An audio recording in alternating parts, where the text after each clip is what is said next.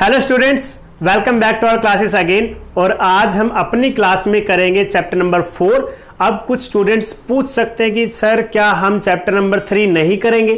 तो प्यारे बच्चों, थर्ड चैप्टर भी जरूर किया जाएगा, लेकिन पहले हम फोर्थ चैप्टर करें।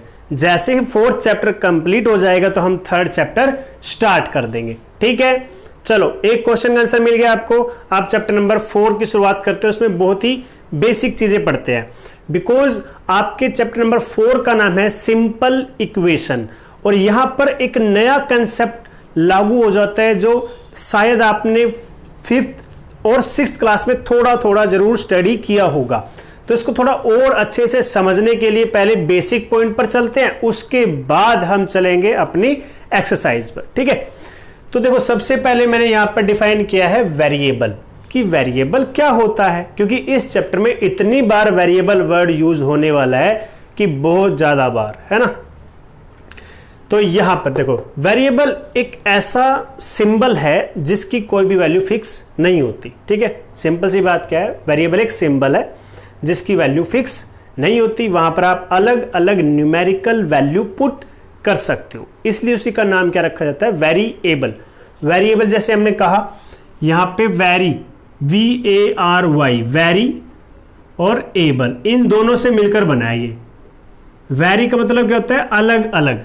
एक तो वेरी होता है VERY, ये तो होता है बहुत, जैसे वेरी गुड मिलता है आप लोगों को, वेरी गुड बहुत अच्छा, तो ये तो होता है बहुत। लेकिन ये वाला वेरी क्या होता है, अलग अलग, डिफरेंट डिफरेंट। वेरिएबल, वेरी यानी कि चेंज, ठीक है, एबल हो सकता है, चेंज हो सकता है, जिसकी वैल्यू चेंज हो सकती है उसी को बोलते हैं वेरिएबल।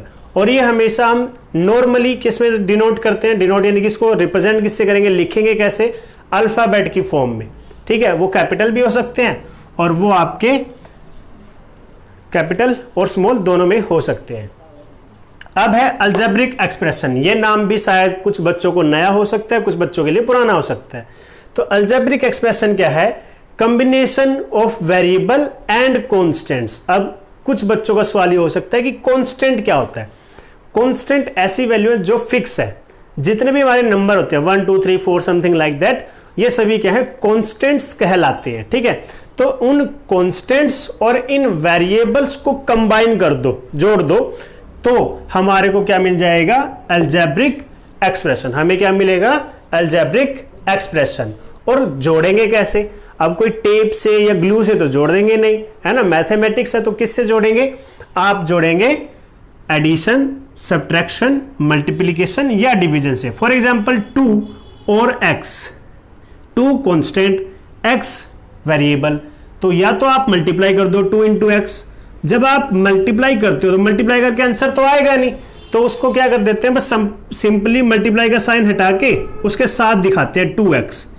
इस 2x का मतलब है 2 इज मल्टीप्लाइड बाय x, हमेशा याद रखना। ठीक है, उसके बाद हो सकता है आप एडिशन करो, x और 2 को ऐड कर दो, ये भी क्या हो गया, कंबाइन हो गया। माइनस भी कर सकते हो, माइनस कर दिया 2, और डिवीजन भी कर सकते हो, x डिवाइडेड बाय 2, जिसका आंसर आएगा x डिवाइडेड बाय 2। इस तरीके से आप कॉन्स्टेंट्स और वेरिएबल्स को कंबाइन कर सकते हो by applying these operations. Clear है इतना। अब नेक्स्ट है इक्वेशन, क्योंकि आपके चैप्टर का नाम क्या है, सिंपल इक्वेशन। पहले सिंपल को हटा दो, इक्वेशन जानते क्या होते हैं। जो ये अलजेब्रिक एक्सप्रेशन है ना, अगर इस एक्सप्रेशन में इक्वालिटी का साइन, इक्वालिटी का साइन मतलब इक्वल टू, ठीक है। For example x + 2 is equal to 5, अगर ये इक्वल टू का साइन लगेगा तो ये कहलाएगा इक्वेशन, अगर इक्वल टू का साइन नहीं लगेगा तो ये कहलाएगा अलजेब्रिक एक्सप्रेशन। यानी कि अगर अलजेब्रिक एक्सप्रेशन में इक्वल टू का साइन लगा दो तो वो क्या बन जाता है, इक्वेशन बन जाता है। अब इसमें एक छोटी सी चीज हो जो मैंने यहां पे लिखवाई नहीं है, लेकिन जरूरी बहुत ज्यादा है, सॉल्यूशन। क्योंकि अभी आपका फर्स्ट क्वेश्चन इसी चीज पर डिपेंड करेगा, सॉल्यूशन। ठीक है, सॉल्यूशन, ये सॉल्यूशन क्या चीज है, सॉल्यूशन एक ऐसी वैल्यू है जिसे x की जगह पे या वेरिएबल की जगह पे पुट करने से ये क्या है, लेफ्ट हैंड साइड, और ये क्या है, राइट हैंड साइड, है ना। इक्वल टू के एक तरफ कैसी रहेगी, लेफ्ट हैंड साइड, और दूसरी तरफ क्या रहेगा, right hand side.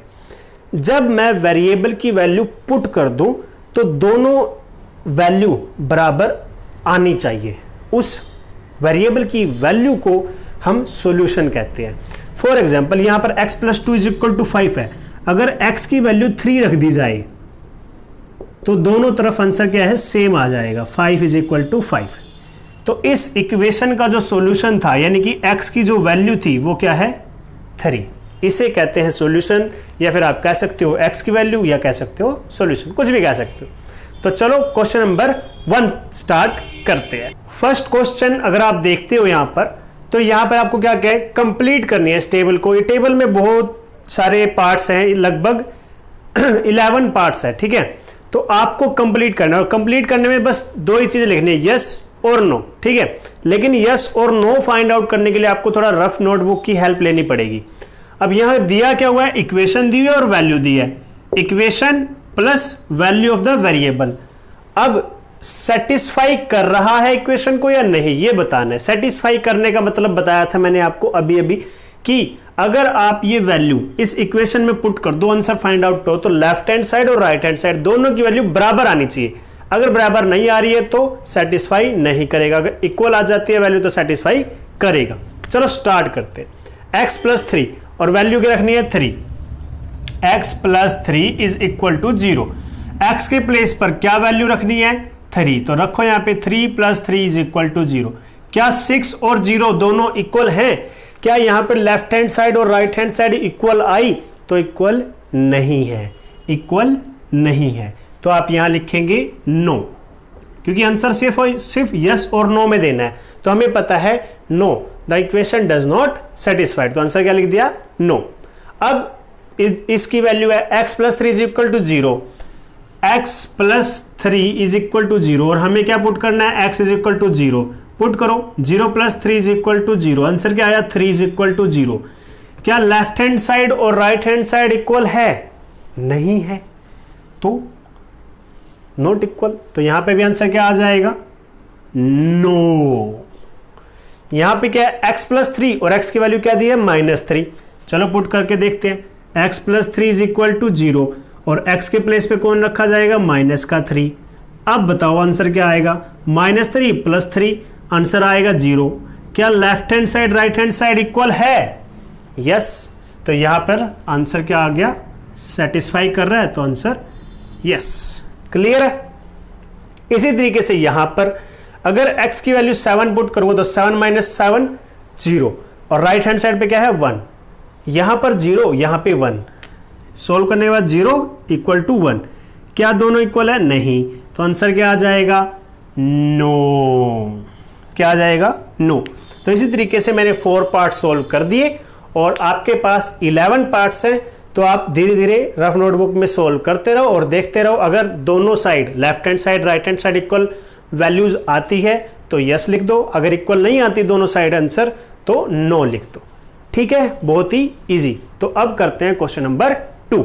Second question अगर आप देखते हो ध्यान से, तो यहां पर भी आपको फर्स्ट क्वेश्चन जैसे ही काम करने हैं। फर्स्ट क्वेश्चन में टेबल की फॉर्म में दिया था, यहां पर थोड़ा सा अलग अलग आपको पार्ट्स बना के दे दिया, लेकिन काम वही है। यहां पर वेरिएबल्स की वैल्यू पुट करनी है। अगर लेफ्ट हैंड साइड और राइट हैंड साइड की वैल्यू इक्वल आती है तो हम कहेंगे वैल्यू इक्वेशन को सेटिस्फाई कर रही है। अगर वैल्यू लेफ्ट हैंड साइड और राइट हैंड साइड की इक्वल नहीं आती है तो हम कहेंगे वैल्यू इक्वेशन को सेटिस्फाई नहीं कर रही है, या फिर ये कह सकते हैं कि उसका सॉल्यूशन नहीं है। सॉल्यूशन भी वही है, सेटिस्फाई करना और सॉल्यूशन होना दोनों ही एक बात है। चलो पुट करके देखते हैं। Now put n is equal to 1, because जो ब्रैकेट में वैल्यू दे रखी है वो पुट करनी है। पुट किया 1 प्लस 5 इज इक्वल टू 19, जो कि यहां पे दिखाता है 6 इज नॉट इक्वल टू 19। यहां कह सकते हो left hand side is not equal to right hand side, hence n is equal to 1 is not a solution, is not a solution of given equation, of given equation। Simple था, है ना। पहले satisfy और not satisfied लिखना था, अब यहाँ पे सॉल्यूशन लिखना है। अगर वैल्यू इक्वल आती तो ये क्या हो जाता है, is solution of A given equation और क्योंकि यहाँ पे इक्वल नहीं आया है तो हम कहेंगे is not a solution of given equation. F part try कर लेते हैं।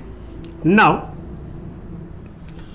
Put p is equal to 0, 4 multiplied by 0 minus 3 is equal to 13, 4 multiplied 0 0, 0 minus 3 is equal to 13, minus 3 is equal to 13, क्या दोनों इक्वल है? नहीं, तो हम कहेंगे left hand side is not equal to right hand side, hence या फिर therefore p is equal to 0 is not a solution of given equation. Simple था ना? आई थिंक आप सबको ये इजी लग रहा होगा। जैसे हमने सेकंड चैप्टर इजी है ना खत्म किया है, अब हमारे पास दोबारा से चैप्टर नंबर 4 भी ऐसे ही आया जो बहुत ज्यादा इजी है। ध्यान देना आपने फर्स्ट वीडियो से लेकर लास्ट वीडियो तक पूरे ध्यान के साथ ये चैप्टर करना बहुत अच्छा है। ये चैप्टर जाएगा बहुत आगे तक, बहुत ज़्यादा आगे तक, 7th 8 9 10 11 12 और पता नहीं क्या क्या। ठीक है, तो चलता रहेगा, तो ध्यान देना है। तो यहां पर अब now put n is equal to 2, 7 multiply 2 plus 5 is equal to 19, 7 multiply 2 14 plus 5 is equal to 19, 19 is equal to 19.